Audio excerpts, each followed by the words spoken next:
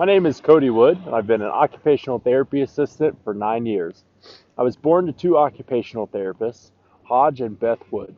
My mom is an OTR who studied and passed her CHT, as I would read the study guide to her while she took me to school. My dad, who was a C6 incomplete spinal cord injury prior to becoming a therapist, developed programs in work hardening and industrial rehabilitation. He was also awarded Occupational Therapist of the Year in Oklahoma. Currently, I am now coaching ergonomics and overall wellness. I have taught therapists, trainers, and individuals the value of slow motion video, created a screening tool for applied use, and provide online movement analysis for those who wish to identify repetitive stressors before they create future injuries. This tool has been created by studying developmental processes, natural patterns of human movement, and applied corrective exercises based on elite and innate behaviors. I have found myself teaching joint protection and movement optimization full time. My views are often challenged, and I sometimes welcome the debates. While I do maintain my license as an occupational therapy assistant, I occasionally use it PRN, but I have concerns with the medical model and whether or not it is truly client-centered. I am grateful for my background in occupational therapy because of how applicable the skill set truly is.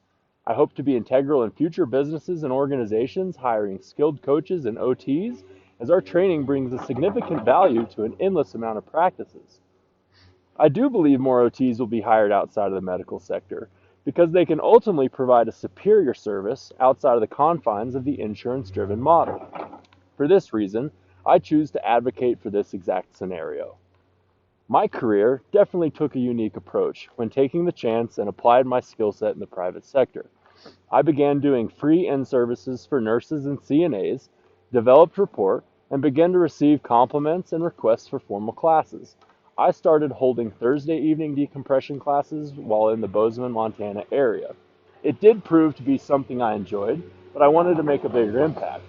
I now reside in central Utah and travel to present to groups.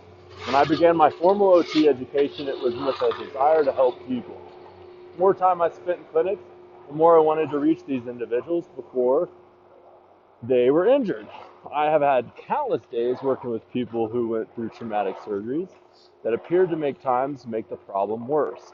I gained experience and progressed through bilingual pediatrics, skilled nursing, and orthopedics, and continued to face an apparent pattern. The system of healthcare seemed to wait for injuries to occur before care was a priority. Proactive programs are not profitable and therefore remain largely non-existent. By 2015, I had worked in 10 to 15 different buildings as a traveling therapist, and after working a true surgery clinic for 2 months, I was ready to make the jump to full-time private consulting. To my surprise, I've been recognized as a performance coach. I gained a small following on social media and began to receive inboxes from families, outdoorsmen, and even professional athletes. I was living my dream of serving individuals in a way that they benefit most. Within the last year, I partnered with a coach whom I respect, and together, we now provide a 360-degree approach to wellness through LifeSync.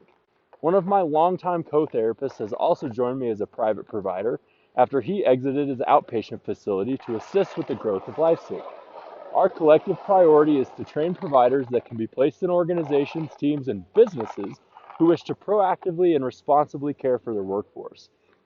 If I had a tip for anyone, both new and experienced in our field, I would encourage them to make personal relationships with their communities that they are a part of.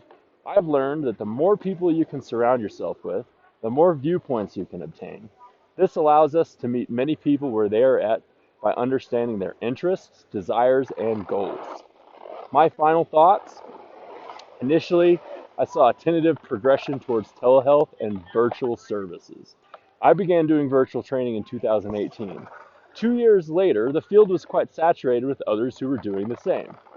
Following that phenomenon, organizations seemed to rush to telehealth, and while I was an early adopter of the methods in the private sector, I believe we should maintain our interpersonal skills, advocate for appropriate changes in our respective fields, and strive for prioritizing the enrichment of lives with an individualized and autonomous approach to care.